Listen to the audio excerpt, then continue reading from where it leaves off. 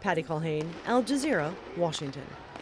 Well, I'm now joined by Michael Hudson, who is a professor of international relations at Georgetown University here in Doha. Thank you very much for coming in, Michael Hudson. So the Obama administration clearly walking a very tight rope here. Is Bahrain pretty much a country where the U.S. can't afford a regime change?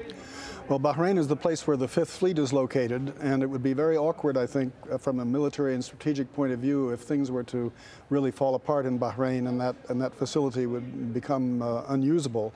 But I think more broadly, Washington is more concerned about Egypt.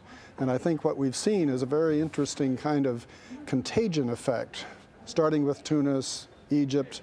Now we're seeing Yemen, Bahrain, Libya. But their responses change depending on where the pro-democracy rallies are taking place. If it's Iran, of course, they're in support. But if it's a country like Bahrain or Egypt, then the response is a bit more cautious. Well, it's been very tricky. At the beginning of the Tunisian affair and the beginning of the Egyptian affair, the administration was not very enthusiastic about what was going on for obvious reasons. And then when they saw which way the wind was blowing, they tried to get out ahead of the popular current. But when it comes, I think, to Bahrain and then Tehran, it is indeed a little bit difficult. I think the Secretary of State, very gently, but I think clearly, was telling the Bahraini authorities to lay off, try not to be so violent, because they're afraid that more violence will simply lead to more trouble. Whereas in the Iranian case, clearly Washington saw an opportunity to embarrass Ahmadinejad and the clerical regime, and they've really pulled out all the stops, I think, there. So what impact do you think this unrest is likely to have on U.S. policy in the region? When you take a look at Yemen also, the U.S., a close ally of Yemen, of course, but the government there facing protests not just from the streets, but also from the south, where there's a secessionist movement or so. Is that likely to affect U.S. foreign policy in the region? Well, I think, broadly speaking, there has been a real sort of setback to the whole American strategic design, because all of these Arab regimes, except for Libya perhaps, but even Libya now, have been sort of lined up in one way or another with the United States. And with these popular protests, which are clearly focusing on political, authoritarian kinds of grievances, Washington has got to reassess and try to be congruent with the new forces that are emerging. So it ought to be rethinking from the ground up its larger Middle East strategy. Now, whether they will actually do that is another matter, because our Middle East policies are influenced very heavily, particularly when it comes to Israel and Palestine, by domestic American political forces. But in the case of a country like Bahrain, for instance, where you've got it's basically a proxy battleground, Bahrain. I mean, you've got Iran on the one hand, you've got Saudi Arabia as well. Isn't it also about curtailing perhaps Iran's influence in the region? Well, absolutely. They've been trying to do that, very hard, and they see an opportunity here. But on the larger picture, the Iranians haven't been doing so badly, because these close allies of the United States are beginning to look more fragile than we had thought. So the allies are looking more fragile now, you say. So as this happens, are we likely to see the Obama administration then perhaps express more backing for the people who are taking to the streets?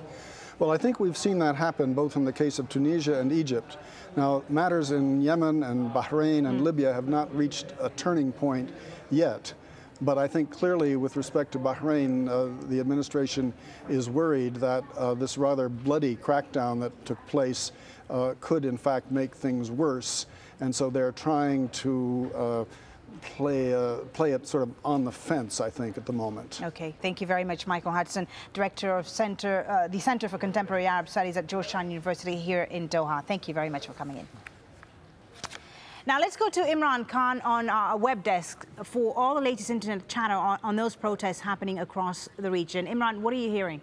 Well, thanks, Folly. Now, what we're hearing is it's actually it's really tough getting a sense of what's happening in Libya. I mean, there's no real media freedom there, and the government seems to be determined to keep a lid on things. But word's getting out of sporadic but growing demonstrations via websites like Twitter. Now, these are eyewitness reports, and we can't independently verify them, but they do correlate with other reports coming into us here on the web desk. Shabab Libya has this. Benghazi is now surrounded by military and police are yet to be seen. Libya funerals underway and Friday prayers and protests about to begin. Change in Libya has this. Gaddafi getting thugs and mercenaries from Chad, our southern neighbour, to kill Libyans. He warned us about this months ago. And Lady Gabina. Thugs bypassed the tear gas and went straight for live ammo. Please help spread the word. There is no and that means independent media in Libya. Staying with Twitter, but on to Yemen, where protests have increased with frequency over the last 8 days. Yemen for Change has this plea. Shame on pro-government protesters who protest against themselves and their rights for money. Shepherd M with a look at the streets. The street quiet near overpass. Students largely dispersed, only pro-Salah supporters at Sanaa University. And still on the streets with a very different take. Rival peaceful rallies take to the streets of Taiz, hundreds of thousands of government supporters and opposition. So don't forget, you can keep up with all of the events across the region. Just go to our website, aljazeera.net/English, where you can get the latest with our live blogs. Also, we want your videos, images and thoughts. Al Jazeera, the place to get your voice heard. Back to you. Thank you very much, Imran. Now, meanwhile, the Iraqi government has imposed a curfew in part of the country in response to angry protests there. At least 3 people have been killed. In Basra, in the south, protesters have blocked a bridge. They're calling on the provincial governor to quit and are demanding better services from the government. In Sulaymaniyah, a peaceful demonstration ended in stones being thrown at the headquarters of the Kurdistan Democratic Party. Security forces then shot back at the protesters, reportedly killing 2 people. And in Kut, protests ended with some demonstrators storming a regional government headquarters. At least 1 teenager was killed in the clashes that followed. The city remains under curfew. In other world news, the Japanese whaling fleet is heading home after its annual whale hunt was cut short almost by a month. The government says it's because of the harassment of anti-whaling group Sea Shepherds. Veronica Pedrosa has the details.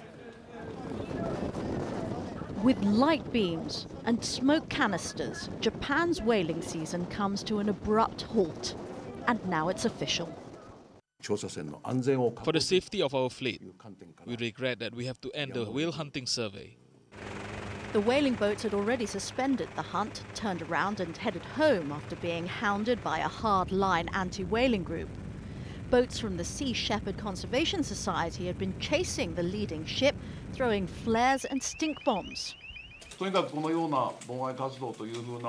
It's regretful that these disruptive activities took place. So from our point of view, we would like to make sure such things don't happen in the future. The Japanese boats are allowed to hunt for what they say are scientific purposes. But critics point out the whale meat not used for study is sold for people to eat in Japan. So they say the real reason is profit. The key here is an economic one. We have to sink the Japanese whaling fleet economically. We have to bankrupt them. And after 6 years, that's exactly what's happening. We come down here every year stronger. They come down here every year weaker.